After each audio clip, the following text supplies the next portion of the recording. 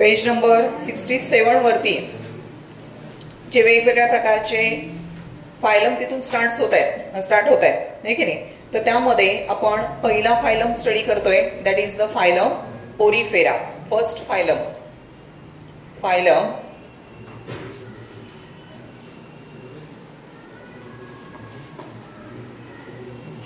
Porifera. बघा इकडं, Porifera हा जो फायलम आहे, तर प्रत्येक जो फायलम आपण इथून पुढे स्टडी करणार आहोत, तर त्याच्यामध्ये त्या फायलमचं वैशिष्ट्यपूर्ण कॅरेक्टर त्या फायलमच्या नावामध्ये तुम्हाला बघायला मिळेल. आता ह्याचा काय अर्थ आहे, लक्ष द्या इकडे सगळे. हे बघा, या ठिकाणी ह्यामध्ये जे ऑर्गॅनिझम्स येतात, ह्या ऑर्गॅनिझमची जी बॉडी आहे, ह्या बॉडीवरती असंख्य छोटी काय असतात, पोर्स असतात किंवा छिद्र असतात.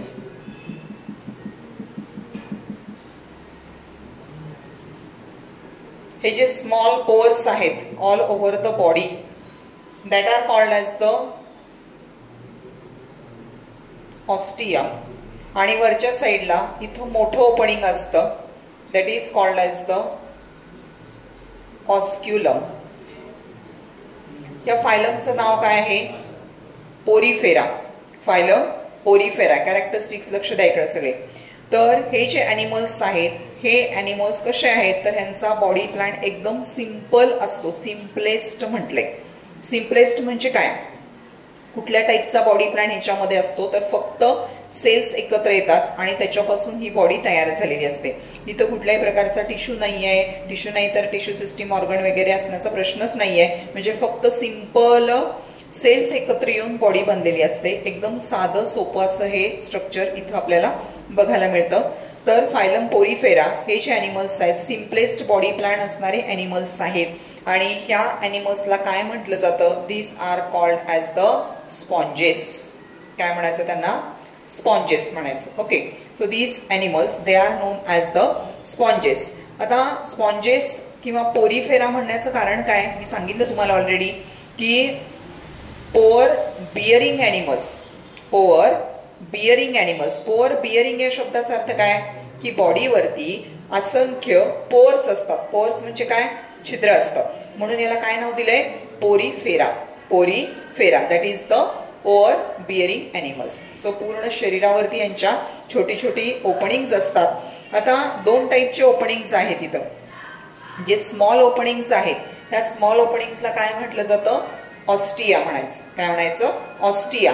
आणि वरच्या बाजूला इथं लार्ज ओपनिंग आहे, that is called as the osculum. त्याला काय म्हटलं जातं, ऑस्क्युलम. ओके, सो हे जे ऑर्गॅनिझम्स आहेत, हे ऑर्गॅनिझम्स हे पाण्यामध्ये राहतात.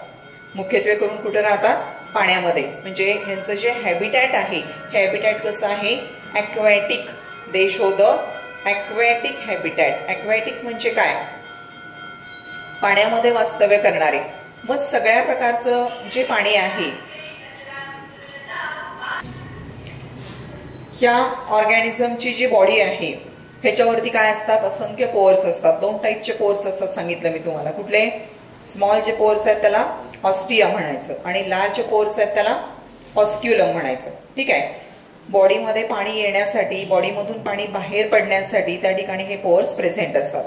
हे ऑर्गॅनिझम्स मेनली कुठं असतात, ॲक्वॅटिक असतात. ॲक्वॅटिक म्हणजे काय, पाण्यामध्ये. हे जमिनीवरती नाहीत राहणार, हे कुठं असतात, पाण्यामध्ये असतात. So most of the animals किंवा हे जे ऑर्गॅनिझम्स आहेत, these organisms are aquatic animals. Aquatic म्हणजे काय, पाण्यामध्ये वास्तव्य करणारे. बरोबर आहे.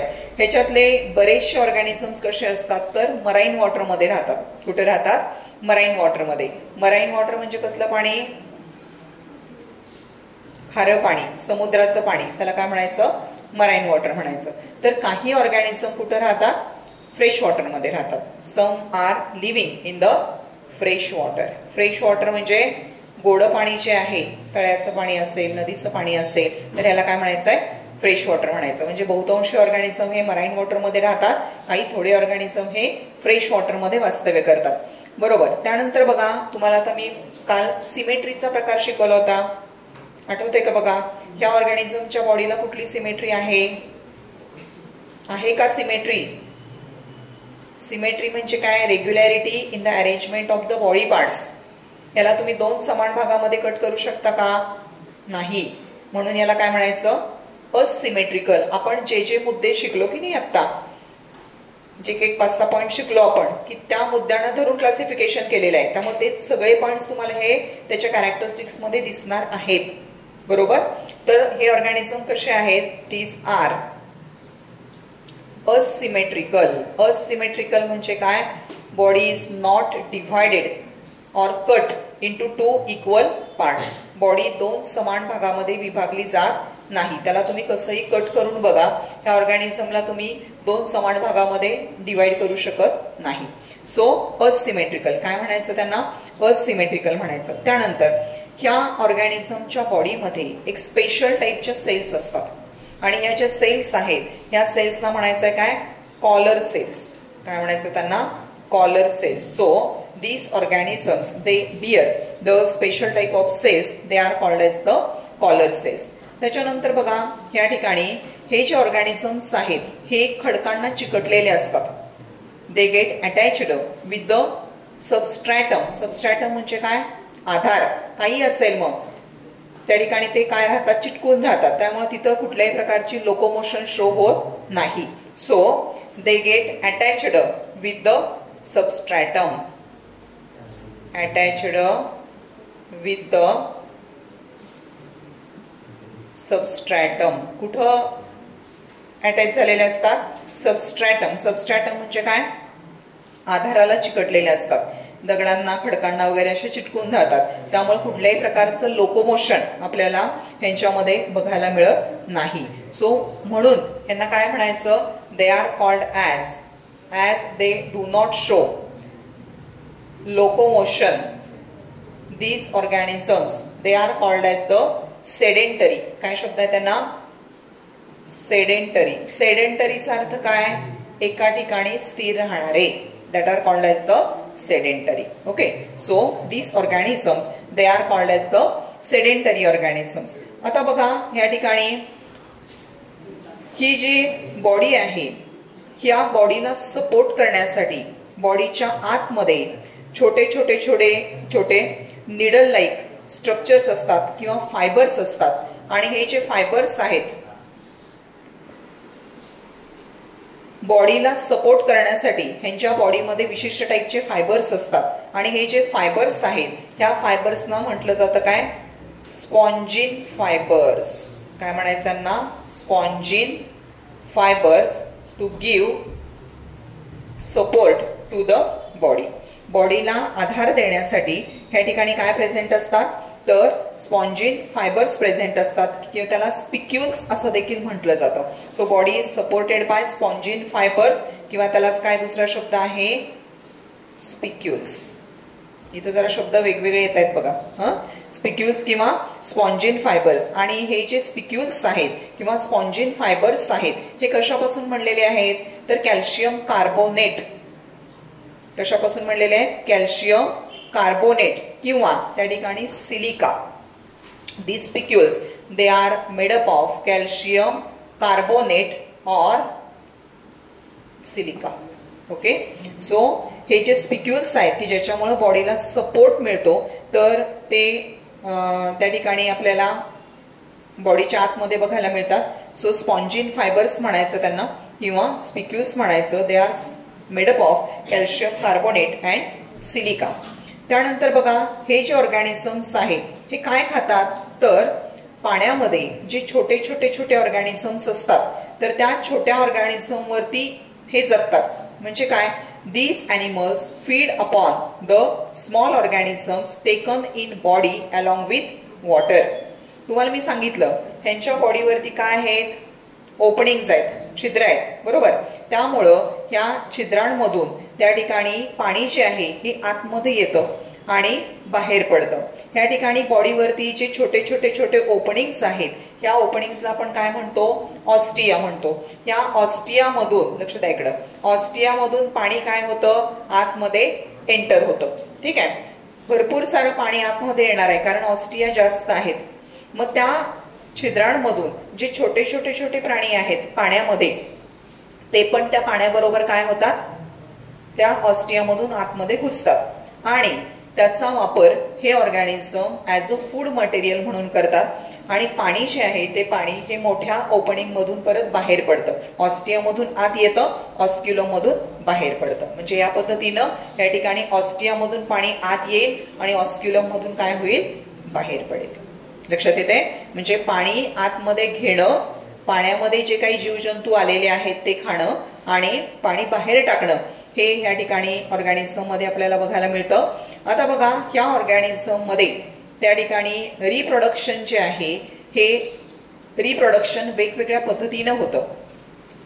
पहिली जी मेथड आहे रिप्रोडक्शनची, that is called as the budding method. शब्द ऐकलेले आहेत तुम्ही, हे याचे काही डिटेल्स आपल्याला इथं नको आहेत, फक्त लक्षात ठेवा. बडिंग मेथड असेल किंवा असेक्शुअल मेथड असेल, सेक्शुअल मेथड असेल, वेगवेगळ्या पद्धतीनं रिप्रोडक्शन होतं. So reproduction by budding, asexual and sexual method. Okay, असं छोटे छोटे पॉइंट्समध्ये कॅरेक्टरिस्टिक्स लिहिले तरी चालतात. पुस्तकामध्ये भरपूर वर्णन केलेलं असतं त्याचं, तर तेवढी काही गरज नाही आहे की एक समजा तुम्हाला 4 पॉइंट्स लिहायला सांगितले. लक्ष द्या सगळीकडे व्यवस्थित. श्रेयस, 4 पॉइंट समजा तुम्हाला लिहायला सांगितले तर काय लिहिणार तुम्ही की बॉडी, म्हणजे हा जो फायलम आहे पोरीफेरा, बरोबर, त्यांना पोरीफेरा का म्हणायचं? Body is covered by number of pores. 2 types of pores are there. Small pores are called as the ostia, large pores are called as the osculum. Habitat कुठे राहतात? पाण्यामध्ये राहतात. सो दे show aquatic habitat, marine water और fresh water. त्यानंतर body कशी आहे? बॉडीला आकार आहे का व्यवस्थित, की 2 समान भागामध्ये तुम्ही तिला कापू शकता का? नाही कापू शकतात. म्हणजे बॉडी कशी आहे? असिमेट्रिकल बॉडी आहे, असिमेट्रिकल. कशापासून शरीर बनलंय? छोट्या छोट्या सेल्सनी बनलंय. त्या सेल्सना काय म्हणायचं?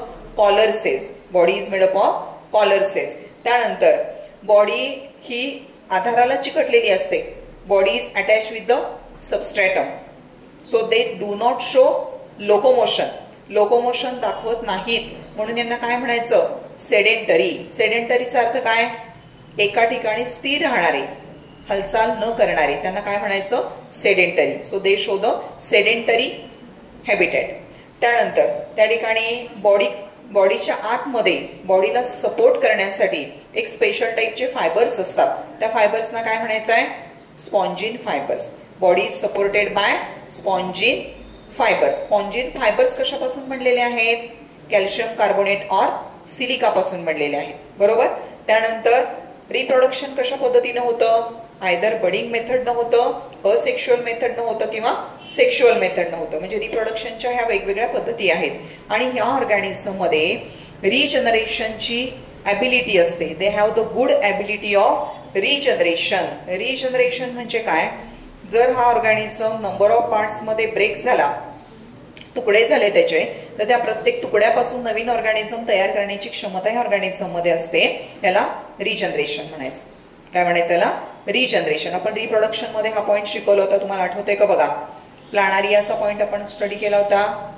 रिजनरेशन, लॉस्ट पार्ट कशा पद्धतीने येणार आहे, दॅट इज द रिजनरेशन, हे की नाही. सो ह्याच्यामध्ये जास्त असते पॉवर कशाची? रिजनरेशनची. सो एक्झाम्पल्स, वेगवेगळे एक्झाम्पल्स आहेत त्याच्यामध्ये. सायकॉन एक एक्झाम्पल लक्षात ठेवा. सायकॉन वेगवेगळे एक्झाम्पल्स आहेत. सायकॉन, युस्पॉन्जिया, हायलोनेमा, युप्लेक्टेला. आता यातलं तुम्हाला कुठलं लक्षात राहते ते लक्षात ठेवा तुम्ही. 1-2 एक्झाम्पल लक्षात ठेवा. तर हा झाला पहिला phylum, that is the phylum Porifera. तुम्हाला फायलमचे कॅरेक्टरिस्टिक्स विचारण्याची शक्यता असते. सगळा हा टॉपिक पूर्ण हा कॅरेक्टरवरतीच डिपेंड आहे. आणि एक लक्षात घ्या, हे समजायला जरी सोपं वाटत असलं तरी लिहिताना तुम्हाला जम्बलिंग होण्याची शक्यता आहे. कारण की सगळ्यांचेच कॅरेक्टरिस्टिक्स आहेत. मग नक्की कोणाचे कॅरेक्टर्स कशामध्ये, म्हणून एक थोडंसं 1-2-4 असे पॉईंट्स काढायचे की जे सगळ्यामध्ये कॉमन असू शकतात. पहिला पॉईंट म्हणजे काय की त्याचं वैशिष्ट्यपूर्ण कॅरेक्टर काय आहे. म्हणजे त्या फायलमला जे नाव दिलेलं असतं ते काहीतरी कॅरेक्टरवरून दिलेलं असतं, तर ते परफेक्ट एक प्रत्येक फायलमचं कॅरेक्टर ते वेगळं असणार आहे. ते लक्षात राहतं किंवा ते लक्षात ठेवायचं आहे पर्पजली. आणि बहुतांश ऑर्गॅनिझम हे पाण्यामध्ये वास्तव्य करतात. त्यामुळे ॲक्वॅटिक हॅबिटेट हे जनरली तिथे लिहून टाकायचं. बरोबर आहे. त्यानंतर मग एक 4 पॉईंटचा चार्ट तुम्ही तयार करू शकता की ऑर्गॅनिझम म्हणजे सिमेट्री कशी आहे, हे की नाही. आता ऑर्गॅनिझम बघितल्यानंतर तुमच्या लक्षात यायला पाहिजे, आता या ऑर्गॅनिझमला कुठलाही ठराविक आकार नाहीये, कसाही आकार आहे त्याचा, त्यामुळे ही असिमेट्रिकल बॉडी आहे. कशी आहे? असिमेट्रिकल आहे. आता ज्या ऑर्गॅनिझम मध्ये, आता समजा स्टारफिश आहे, आपण शिकलोय स्टारफिश मध्ये रेडियल सिमेट्री बघायला मिळते. म्हणजे सिमेट्रीचा एक पॉईंट डोक्यामध्ये ठेवायचा. बरोबर आहे. हॅबिटॅट एक ठेवायचं, सिमेट्री एक ठेवायचं, सेगमेंटेड आहे की नॉन सेगमेंटेड आहे. मग काही ठराविक ऑर्गॅनिझम्स सेगमेंटेड आहेत, त्याचा फायलम लक्षात ठेवायचा, बाकी सगळे नॉन सेगमेंटेड आहेत. म्हणजे जर काही नाही आठवलं तर हे काही थोडे ढोबळ पॉईंट्स तरी कमीत कमी तिथे लिहिता येतात. लक्षात. सो आणि शिकवत असताना पुढे तुम्हाला सांगतेच मी. तर हा झाला पहिला phylum, that is the phylum Porifera. त्यानंतर आता दुसरा फायलम बघूया, phylum Coelenterata. Second phylum, phylum Coelenterata. दुसरा जो फायलम आहे, आपण इथं त्याची डायग्राम शो केलेली आहे. सिलेंटेरेटा किंवा त्यालाच अजून एक नाव दिलेलं आहे, this is also called as Cnidaria. Coelenterata or Cnidaria. Okay. बघा इकडं, आता हे जे ॲनिमल्स आहेत ह्याच्यामध्ये तुम्हाला हा जो शेप आहे हा सिलेंड्रिकल दिसतोय. बरोबर. आणि इथं जर वरती बघितलं तर छत्रीचा आकार दिसतोय, म्हणजे अम्ब्रेला लाईक. करेक्ट. म्हणजे ह्या ऑर्गॅनिझमची जी बॉडी आहे ही एकतर सिलेंड्रिकल असते किंवा अम्ब्रेला लाईक असते. सिलेंड्रिकल जर बॉडी असेल तर त्याला पॉलिप म्हणायचं. आता हे सिलेंड्रिकल आहे. बरोबर आहे. Cylindrical, it is called as the polyp. आणि हे कसं आहे? छत्रीसारखं दिसतं ना, umbrella like, that is called as the Medusa. दोन शब्द आहेत बघा त्याला. बॉडी जर सिलेंड्रिकल असेल तर काय म्हणायचं? पॉलिप. आणि अम्ब्रेला लाईक असेल तर काय म्हणायचं? मेडुसा. सिलेंड्रिकल आणि अम्ब्रेला लाईक अशा दोन प्रकारच्या बॉडीज आपल्याला बघायला मिळतात. हे बरेचसे ऑर्गॅनिझम जे असतात हे मराईन वॉटरमध्ये राहतात. मराईन वॉटर म्हणजे काय? खारं जे पाणी असतं त्याला काय म्हणायचं? Marine water. काही थोडे फ्रेश वॉटरमध्ये. ह्याच्यामध्ये फक्त काय हे दोनच ऑर्गॅनिझम येतात असं नाही. लक्ष द्या इकडं. जरी आपल्याला उदाहरणादाखल एखाद दुसरा ऑर्गॅनिझमचं तिथं चित्र दिलेलं असलं तरी खूप सारे ऑर्गॅनिझमनी हा फायलम बनलेला असतो. मग त्याच्यामध्ये त्याचे कॅरेक्टरिस्टिक्स आपल्याला कंबाईन कॅरेक्टरिस्टिक्स ह्या फायलम मध्ये दिसतील. म्हणजे सगळे हायड्रामध्ये दिसतील असं नाही, किंवा सगळे ह्या ठिकाणी ह्या अम्ब्रेला शेप्ड सी ॲनिमोन मध्ये दिसतील असं नाही. इतर पण काही प्राणी असतील त्यांचे पण कॅरेक्टरिस्टिक्स आपल्याला इथं बघायला मिळतील. त्यामुळे जनरल कॅरेक्टरिस्टिक्स असतात, हे फायलमचे कॅरेक्टरिस्टिक्स असतात. ठीक आहे. तर हे ऑर्गॅनिझम कसे आहेत? मराईन वॉटरमध्ये राहणारे आहेत किंवा फ्रेश वॉटरमध्ये राहणारे आहेत. त्यानंतर या ठिकाणी बरेचसे जे ऑर्गॅनिझम्स आहेत ह्याच्यामध्ये हे रॅडियली सिमेट्रिकल असतात. ह्यांची सिमेट्री कशी आहे? Radial symmetry. Radially symmetrical. बघा प्रत्येक ठिकाणी तुम्हाला हे ठराविक पॉइंट्स बघायला मिळतील. त्यानंतर काय? बॉडी सिलोमेट आहे की असिलोमेट आहे. त्यानंतर सिमेट्रिकल झाल्यानंतर जर्म लेयर्स आपण दोन प्रकार बघितले होते. जर्म लेयर्स वरून ऑर्गॅनिझमचे दोन प्रकार कुठले आठवते का? बघा, डिप्लोब्लास्टिक आणि ट्रिप्लोब्लास्टिक. बरोबर. डिप्लोब्लास्टिक कशाला म्हणायचं? ज्यामध्ये ऑर्गॅनिझमची बॉडी दोन लेयर्स पासून बनलेली आहे, दोन जर्म लेयर पासून बनलेली आहे, त्याला म्हणायचं डिप्लोब्लास्टिक. आणि ज्या वेळेला ऑर्गॅनिझमचं शरीर हे 3 पेशींच्या थरांपासून बनलेलं आहे त्याला काय म्हणायचं? ट्रिप्लोब्लास्टिक. डिप्लोब्लास्टिक आणि ट्रिप्लोब्लास्टिक असं दोन प्रकार. तर मग हे ऑर्गॅनिझम कुठल्या ह्याच्यामध्ये येतात? These organisms are diploblastic. हे ऑर्गॅनिझम कसे आहेत? डिप्लोब्लास्टिक. डिप्लोब्लास्टिक म्हणजे काय? Body is made up of 2 germ layers. त्यानंतर ह्या ठिकाणी बघा, ह्या माउथ जे आहे हे माउथच्या सभोवताली हे जे स्ट्रक्चर्स दिसतात यांना काय म्हणायचं? टेंटॅकल्स. काय म्हणायचं यांना? Tentacles. So mouth it is surrounded by the tentacles.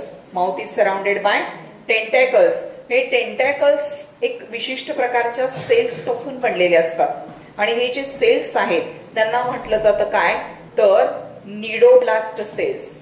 काय म्हणायचं त्यांना, निडोब्लास्ट सेल्स.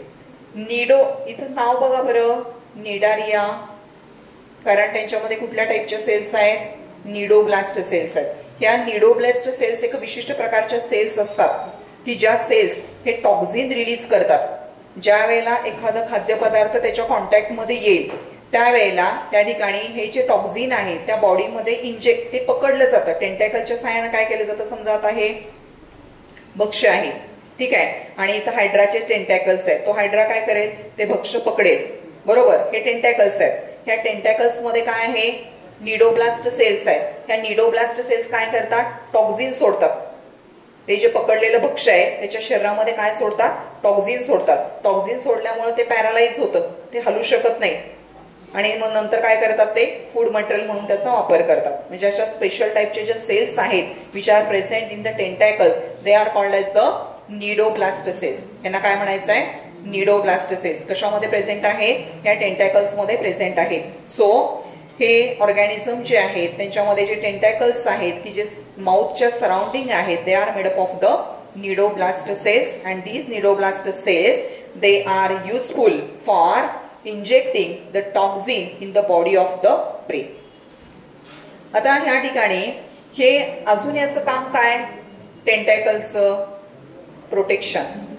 काय, प्रोटेक्शन. एक तर कॅप्चरिंग द प्रे आणि दुसरं काय, प्रोटेक्शन. एखादा ऑर्गॅनिझम आला तर तो ऑर्गॅनिझम हल्ला करत असेल तर त्याला पकडणं आणि निडोब्लास्ट सेल्स त्याला पॅरालाइज करतात, म्हणजे त्याला मारून टाकतात, बरोबर. आणि त्यामुळं संरक्षण करण्याचं काम निडोब्लास्ट सेलच्या सहाय्याने आपल्याला इथं बघायला मिळतं. एक्झाम्पल जे आहे, हायड्रा असेल, ॲडामसिया म्हणजे सी ॲनिमोन, याला दुसरं नाव आहे ॲडामसिया, ओके. तर हे फायसेलिया असेल, फायसेलियाला पोर्तुगीज मॅन ऑफ वॉर असं म्हटलं जातं. ऑरेलिया आहे किंवा कोरल्स आहेत. So these are the different animals which are included in this phylum, that is the phylum Coelenterata. तर हे कॅरेक्टरिस्टिक्स लक्षात ठेवायचे. बॉडी जी आहे ॲनिमलची एकतर सिलेंड्रिकल असते किंवा अम्ब्रेला लाईक असेल. सिलेंड्रिकल असेल तर पॉलिप म्हणायचं, अम्ब्रेला लाईक असेल तर मेडुसा म्हणायचं. हे त्यानंतर बॉडीमध्ये म्हणजे बरेचसे ऑर्गॅनिझम या ठिकाणी मराईन वॉटरमध्ये राहतात, काही थोडे फ्रेश वॉटरमध्ये राहतात. त्यानंतर बॉडीला जी सिमेट्री आहे, कुठली सिमेट्री आहे, रेडियल सिमेट्री आहे. किती जर्म लेअर पासून बॉडी बनले, 2 जर्म लेअर्स पासून बॉडी बनलेली, म्हणून काय म्हणायचं याला, डिप्लोब्लास्टिक. काय शब्द आहे, डिप्लोब्लास्टिक. त्यानंतर mouth is surrounded by tentacles. Tentacles are made up of the cnidoblast cells. Nidoblast cells are meant for injecting the toxin in the captured prey. With the help of the tentacles, prey is captured and nidoblast cells, they inject the toxin inside the body of that prey and paralyze that prey. Also, these tentacles, they are meant for the protection of their body. Okay. आणि ह्याच्यामध्ये example जे आहेत तर hydra असेल, ॲडामसिया असेल, Aurelia असेल किंवा फायसेलिया असेल, कोरल्स असतील, तर हे सगळे एक्झाम्पल्स आपल्याला ह्या फायलम मध्ये बघायला मिळतात. आलं लक्षात. तर हा झाला second phylum, that is the phylum कुठला, सिलेंटरेटा किंवा निडारिया. दोन त्याची नावं आहेत, एक तर सिलेंटरेटा किंवा त्यालाच काय म्हटलं जातं, निडारिया म्हणायचं. ओके. आता त्यानंतर जो तिसरा फायलम आहे that is the phylum Platyhelminthes. So third phylum that is the phylum Platyhelminthes. आता मी तुम्हाला मगाशी सांगितलं, काय सांगितलं, की प्रत्येक फायलमच्या नावामध्ये एक कॅरेक्टर लपलेलं असतं. म्हणजे त्या ऑर्गॅनिझम मध्ये काय वैशिष्ट्यपूर्ण कॅरेक्टर आहे त्याच्यावरनं त्या फायलमला नाव दिलेलं असतं. आता या फायलमला नाव काय दिलंय, प्लॅटीहेल्मिंथिस. आता याचा काय अर्थ आहे बघा अगोदर. प्लॅटी, प्लॅटी या शब्दाचा अर्थ आहे फ्लॅट. फ्लॅट म्हणजे चपटे आणि हेल्मिंथ म्हणजे कृमी. हेल्मिंथचा अर्थ काय, कृमी, कीटक, है की नाही. चपटे कृमी म्हणजे ज्यांचं शरीर हे चपटं असतं, जसं झाडाचं पान असतं डॉर्सी व्हेंट्रली फ्लॅटंड, तर तशा पद्धतीचं यांचं शरीर असतं. म्हणून याला काय म्हणायचं आहे, flatworms. These organisms, they are also known as the flatworms. या ऑर्गॅनिझमना काय म्हटलं जातं? फ्लॅटवर्म्स म्हणायचं. फ्लॅटवर्मचा अर्थ काय? चपटे कृमी. यांचं शरीर कसं असतं? एकदम फ्लॅट असतं, चपटं असतं. कसं? पानासारखं, लीफ लाईक, आहे की नाही? So body of these animals it is slender and slender, flat आणि लीफ लाईक किंवा स्ट्रीप लाईक. जशी रिबन असते की नाही, रिबन कशी असते? एकदम स्लेंडर असते, आहे की नाही? तर तशा पद्धतीचं हे टेपवर्मचं शरीर असतं. किंवा पानासारखं या ठिकाणी प्लॅनारिया किंवा लिव्हर फ्लूकचं शरीर असतं. म्हणजे कसं? चपटं. लक्षात येतंय? So body is flat. आता ह्यातले बरेचसे ऑर्गॅनिझम जे असतात हे दुसऱ्या ऑर्गॅनिझमच्या शरीरामध्ये राहतात. आता शरीराच्या आतमध्ये वास्तव्य करणारे जे जीवजंतू असतात त्यांना एंडो पॅरासाइट्स म्हणायचं. काय म्हणायचं? Endoparasites. Endoparasite. पॅरासाइटचा अर्थ काय? पॅरासाइट म्हणजे परजीवी. लक्ष द्या इकडं. पॅरासाइट म्हणजे काय?